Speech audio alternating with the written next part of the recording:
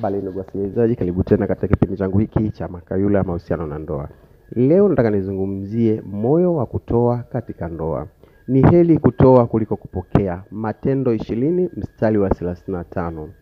Ndoa kamwe haikukusudiwa kuwa kubadilishana mahitaji, bali agano la kujitoa kidhabihu la upendo. Hata hivyo, wengi huingia katika ndoa wakiwa na mawazo ya kuchukua, wakitazamia kupendwa, kutumikiwa na kueleweka, lakini mara chache sana wanafikiria kile ambacho wako tayari kutoa kwa wenzi wao.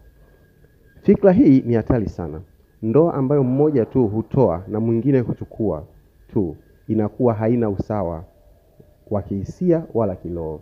Upendo unaweza kukauka mahali ambapo haujatunzwa, na ubinafsi husonga ukaribu wa ndani. Ikiwa upendo wako unafanya kazi tu wakati unapokea kitu kama malipo, basi sio upendo, ni biashara.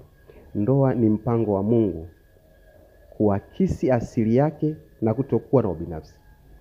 Alimtoa mwanae Yesu Kristo, alitoa uhai wake. Upendo daima huoneshwa kwa kutoa, si tu vitu, bali muda, umakini, msamaha, neema, kujali, ufahamu na huduma.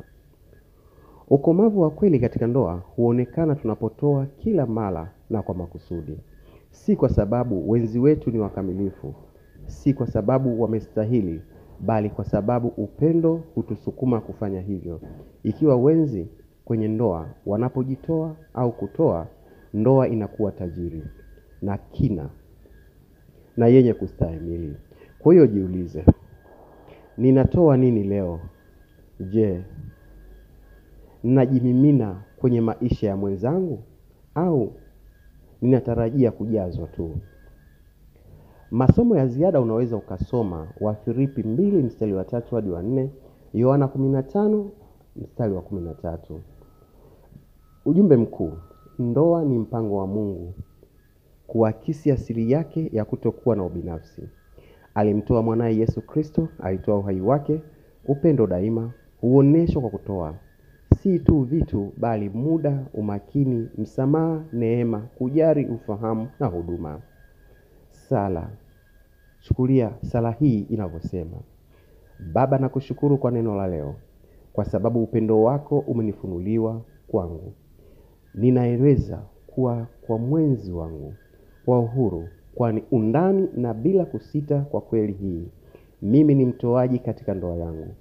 Kila namna ya ubinafsi ndani yangu umeshughulikiwa, na mimi ni thabiti na kwa makusudi ninamhudumia na kumsaidia mwenzi wangu.